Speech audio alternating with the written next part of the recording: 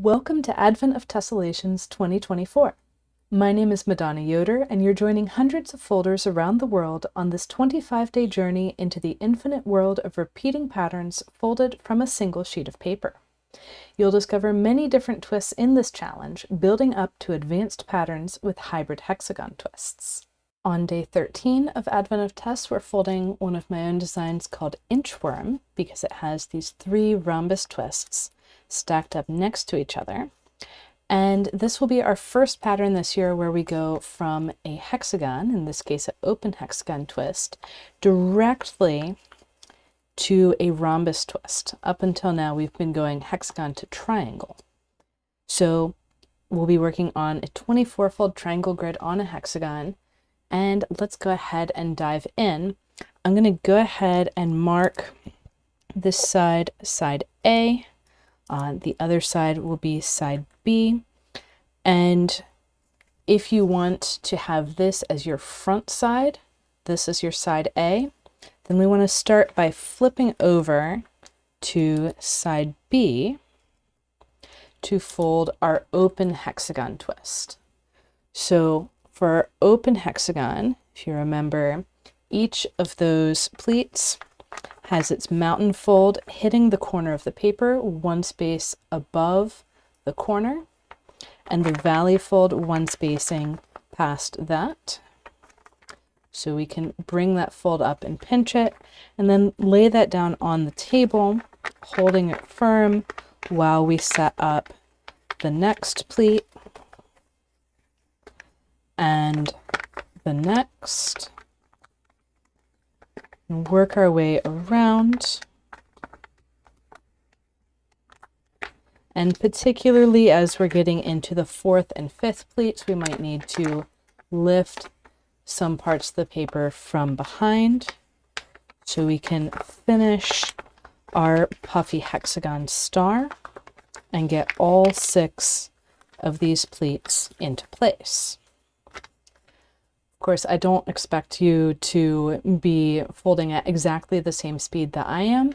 I just want to show how we get this in place. These are recorded videos, so pause as much as you need to. And then to squash this hexagon, we'll simply press from the top and press out into the corners using the bone folder to get everything nice and smooth. From here, I'll flip over back to the A side. I'll, for convenience sake, make my A upright for this first rhombus. I'll zoom in a bit more. So we're going to be putting a new rhombus twist on one of these pleats from the hexagon. And this pleat is going to be a diagonal pleat of the rhombus. So in the last 3 days, we've been working with these hexagon triangle, rhombus triangle tiling patterns. And in those, we do the triangle twist first, and then the pleat overlaps tell us where the rhombus twists need to go. In this pattern, we're going straight to the rhombus twist. So there's a few more things that we need to control to figure out where they're set up. So the first thing that I'm going to look for, and the measurement that's marked in the crease pattern, which, by the way, if you don't know how to fold a 24 division grid and you want to see the crease pattern for today's lesson and you're watching on YouTube, then definitely go sign up at training.gatheringfolds.com/advent to get all of those details taken care of. So in the crease pattern, the spacing that's marked is 5 spaces from the corner of the hexagon. So the crease pattern form is the unfolded form. So from the corner of the hexagon, we want to go 5 spaces, but we can still count that while our twist is squashed. I can say there's 1 space under this pleat, and then 2, and I'll mark the 3, 4, 5, because this is what we'll use further for other repeats, the easiest way to count is from this corner of the open hexagon hole, 3 more spaces. So that's a reference that you can't see on the crease pattern, but you can see in the folded form. And from that reference, we're going to have a valley fold 60 degrees away from the folded mountain, and then a mountain fold 1 spacing further out. And the central diamond of our rhombus is going to be on either side of this new mountain fold where it's touching the existing mountain fold. So our second diagonal mountain fold will have to be on the opposite side of the central diamond, heading out this way. And I can go ahead and set up the rest of my twist by folding that pleat that I drew on, opening the pleat from the hexagon so I can continue this through line of the rhombus straight through, and setting up that second diagonal pleat, and then I can press from the top to squash my new rhombus twist. From here, we want to work our way around the paper, adding new twists as we go, but we're not going to fully fold all of these new twists. I'm going to work around counterclockwise, and if I rotate my paper, so I'm rotating the paper clockwise so I can work counterclockwise, and I'm going to have that same valley fold. If we come 1, 2, 3 spaces out from the corner of the open hexagon hole, I'll have that same valley fold coming down, and you'll notice it comes to the corner of my existing rhombus. So then there's 2 things that I want to set up here. First, the new rhombus twist, but then also a 3-way intersection of mountain folds that will eventually become another rhombus, but not yet. So as I'm setting this up, I'm opening, let's say, this bottom pleat first, so I can pinch these 3 mountain folds together and then lay them down on top of the existing rhombus. So once again, that was opening. That 3-way intersection is 1 space away from the corner of the rhombus. Pinch the mountain folds and lay it down on top of the existing rhombus. And then up above, my new mountain fold is the through line that goes straight through. So same grid line is the mountain for the pleats on either side. And then this mountain is coming into the diagonal pleat of the rhombus, so that's hopping over 1 grid spacing, and then the valley switches sides too. Once that rhombus is set up, I can go ahead and press to squash and rotate my paper again where I can repeat. This time I'll do it without drawing on the paper.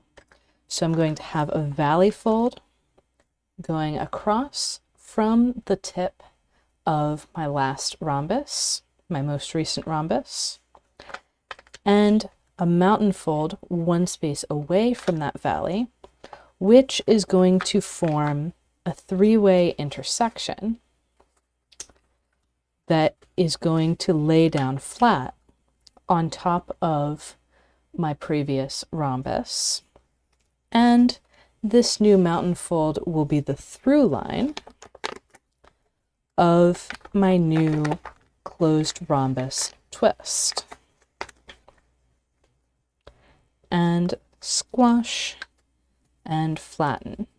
So the reason why we're not folding the whole rhombus twist on these pleat interactions is because it would cause more pleat overlaps, and we don't want to deal with those right now.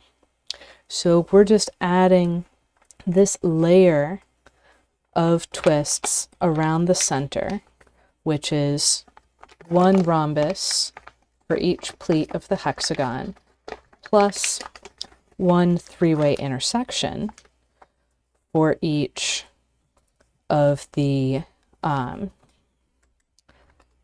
intersections of pleats between pairs of rhombi.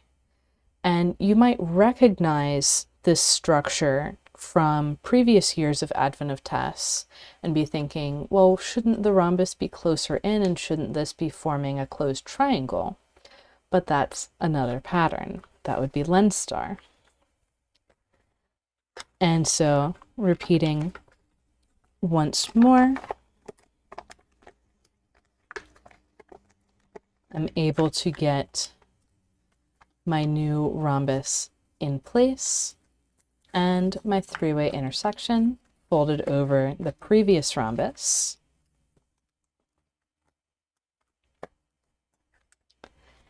And rotating again, I have a slightly different situation, but I'm going to resolve it in the same way, where I'll have the valley fold coming up from the tip of my existing rhombus.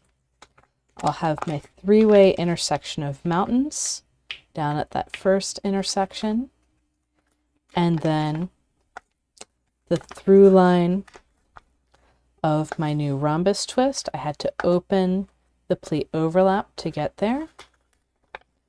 I can start laying that down, and you'll notice this through line is hitting an existing pleat, and I'm creating a three-way intersection of mountains there. I don't necessarily want to lay it down quite yet because I still need to squash this rhombus.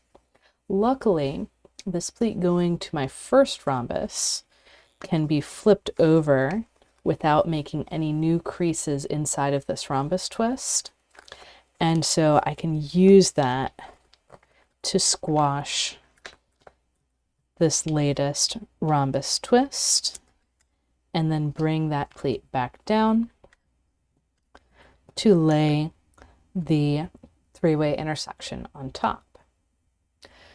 So next up, we're going to add in the closed rhombus twist that goes at the three-way intersection. The central diamond of that rhombus is sitting right on top of the three-way intersection. So my through line is continuing out through the center. This mountain is already going to an existing twist, so that is going to stay consistent. And then the other diagonal pleat is on the grid line on the opposite side of the central diamond, which means that this mountain fold heading out to the corner of the paper is going to be erased, and we're going to get a new pleat coming down and intersecting with the existing pleat there. And then we can squash. So what I'm going to show you is how to finish this area. If you really wanted to, well, actually, it would make it more challenging if you did all of these and then came back here, which is why we're doing it in the order that we are. So what I want to do to resolve this area is first take a look and say, okay, I want to have a valley fold in this one grid spacing line between these two converging mountain folds. This is one grid spacing out from the tip of these rhombus twists. And we're going to open up our plates, and this bottom corner we're going to pop down. This will be a triangle wrap. We're going to let that valley extend another grid spacing so it's hitting the valley down below. And those are going to form a three-way intersection of valley folds. And then there will be two three-way intersections of mountain folds, one sitting all the way up above,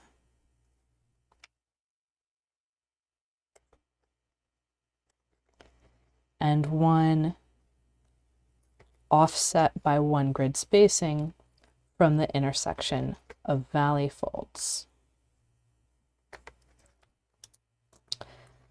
So that's what we're going to put in. Once again, this was folded up like this. We're going to open, pop down our valley fold, which is on the grid line one spacing further out than the corners of our rhombus twists. And we're going to find a three-way intersection of valleys down below, forming that triangle wrap, and setting up a triangle on top. Now, if we were folding this pattern with more repeats, I would say to lay this triangle down so that it can be folded into a rhombus later. But for today's purposes, since we don't want to have twists that are partially complete around the edges, and by the way, if we were going to fold it partially complete, I would just bring that flap up, then that would be my partially complete rhombus. But to be able to fold whole twists, I'm going to leave that down and squash this as a closed triangle twist. And it's sitting on top of that triangle wrap.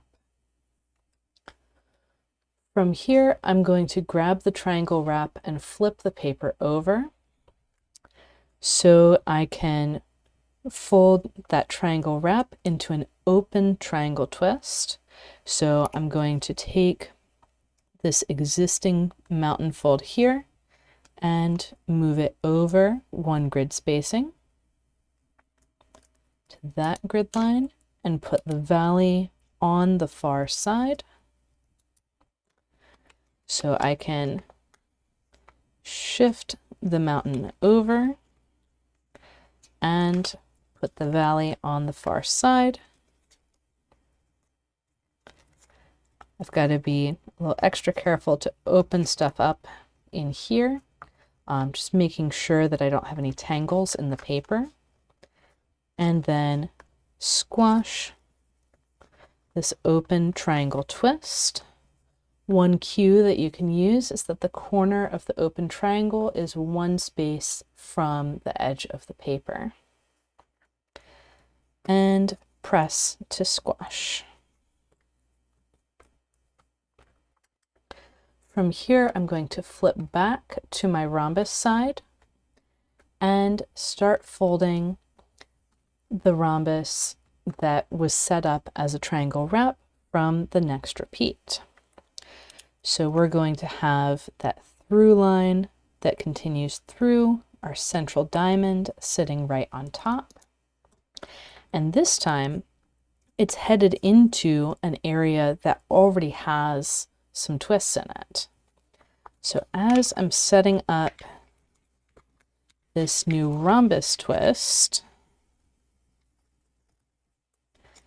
I notice that there are lots of things going on in here, and if I were to keep this folded and fold straight through, I would be adding a new crease to my open triangle twist on the back.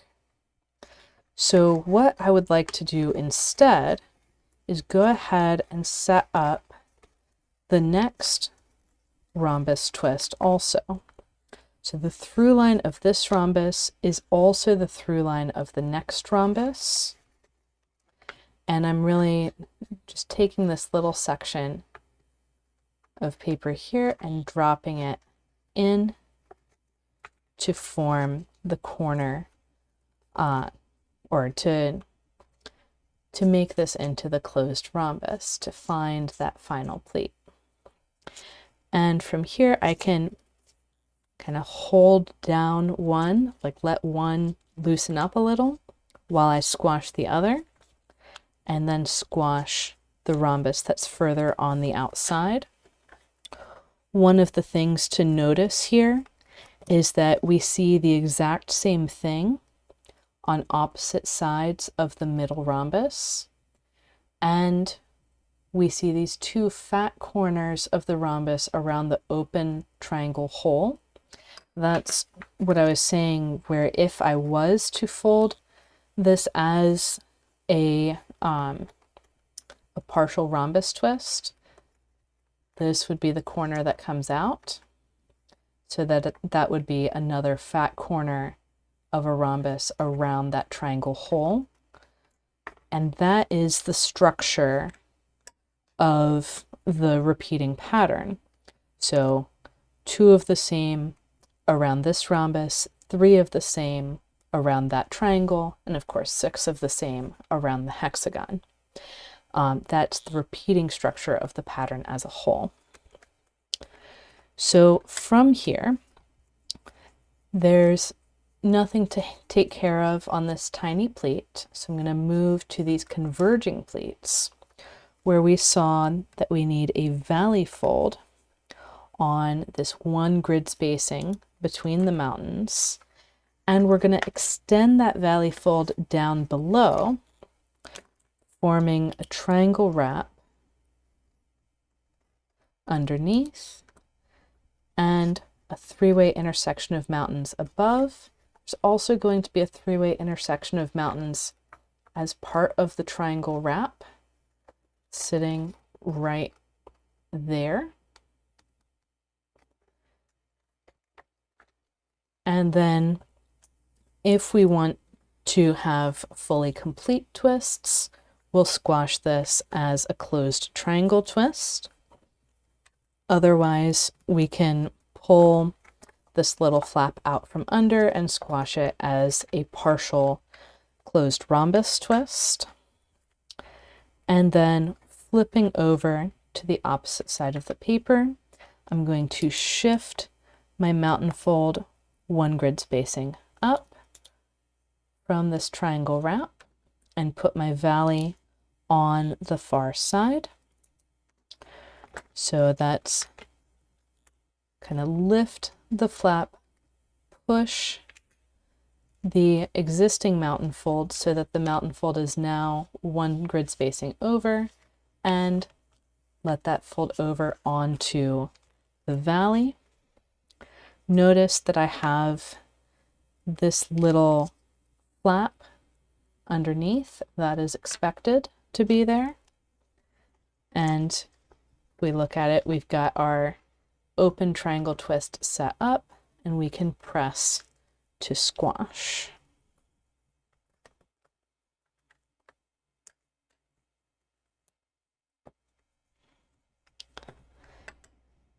And flipping back to the rhombus side, I'm going to repeat just like I did in those last steps, except this time I'll do it without drawing. If you do need the drawing, go back in the recording to that previous set of steps. So the through line of my 2 new rhombus twists is coming straight out from the middle of my 3-way intersection. I can also see that by saying the central diamond of my rhombus is nestled right in the corner of the 3-way intersection. And one of the things I'm doing is erasing this mountain fold that goes out to the corner of the paper and changing the direction so it becomes a diagonal pleat of the rhombus. And then I want to go ahead and set up the second rhombus at the same time.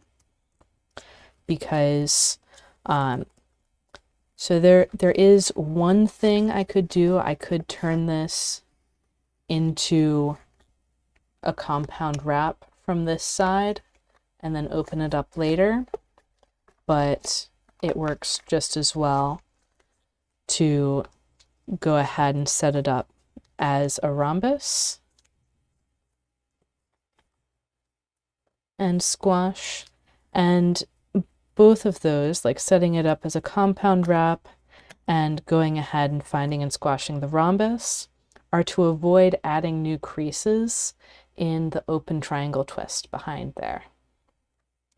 And now I have these converging pleats that I will open up, and I'm going to pop down a valley fold. The valley fold's going to go from the top mountain fold down past the lower mountain. So I let that valley be emphasized and meet the valley down below and wrap around and lay down. And then we can squash this as a closed triangle twist up above.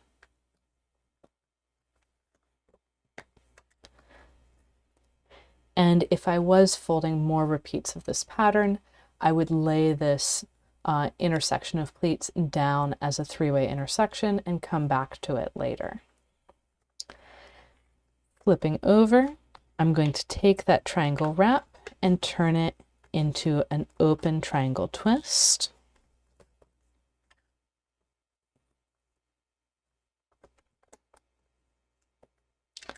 And then flip back and repeat the cycle. So now I have my new closed rhombus coming off of that three-way of intersection of mountain folds that we already had set up, and then a second rhombus up above, and these, really all three of these, share the same grid line as the through line.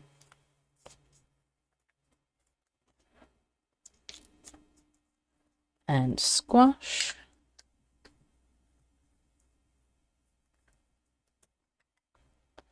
And coming to these converging pleats, I'm going to open that up, set up the valley fold.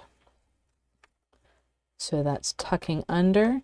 One cue that you've done this correctly is that if you do lay down this three-way intersection on top, the intersection comes right to the corner of these rhombus twists. And squash this either as a closed triangle or as a partial closed rhombus, and then flip over and squash the open triangle twist and flip and new rhombus twists.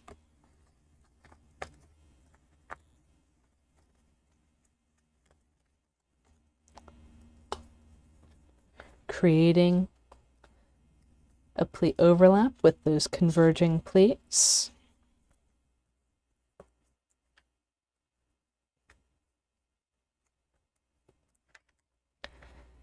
And opening, I'm going to pop down the bottom mountain, and I'm popping it down so one cue is one space back from the intersection of the mountains, and another cue is two spaces out from the fat corner of the rhombus, creating the triangle wrap underneath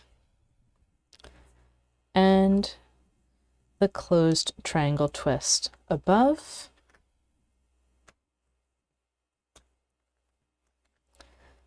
Flipping over, I can squash my new open triangle twist. This one, the valley went a little squirrely. I can work with that. And for context, we actually can repeat this pattern using this as a closed triangle in the broader pattern. I just haven't designed exactly how that would work out yet. But I do know from a alternate ending design I did for tomorrow's pattern that that is a possible way to repeat this. It would change the symmetries that I mentioned about how everything on either side of this middle rhombus is the same, and everything on three sides of this triangle is the same. But there are many ways to repeat these patterns, including with a modification of whether this is a rhombus versus a triangle.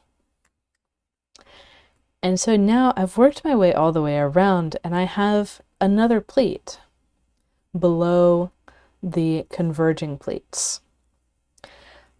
This is going to look slightly different, but not hugely different than what we've seen already.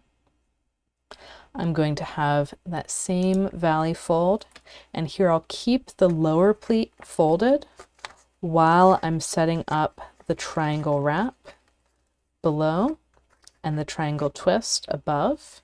So notice this pleat coming from my rhombus here just stayed folded the whole time and tucks under.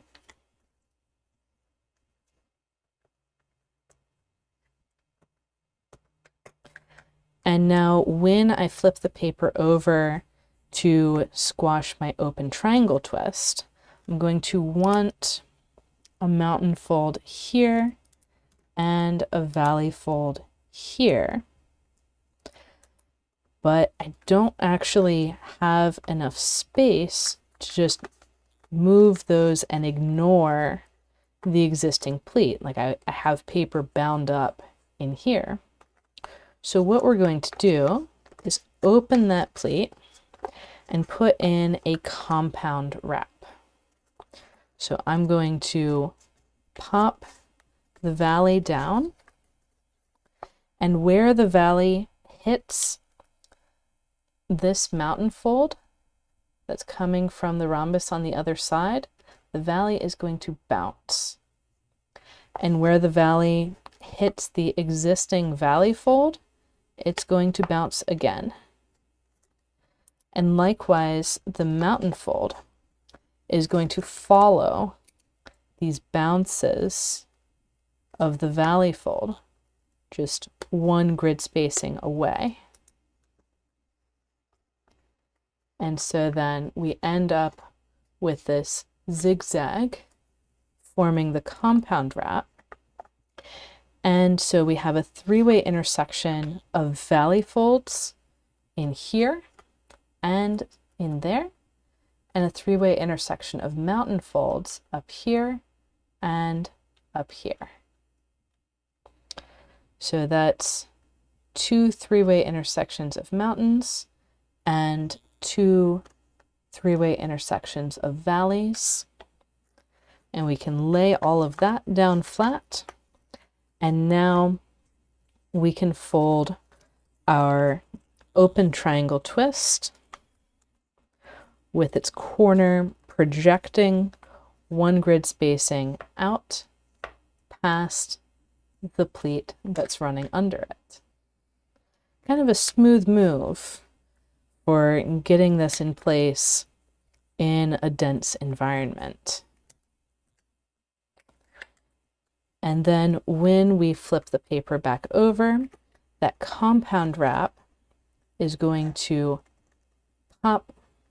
So notice the compound wrap was folded like this, and I'm putting a finger under and popping that point up so it can become our final closed rhombus twist.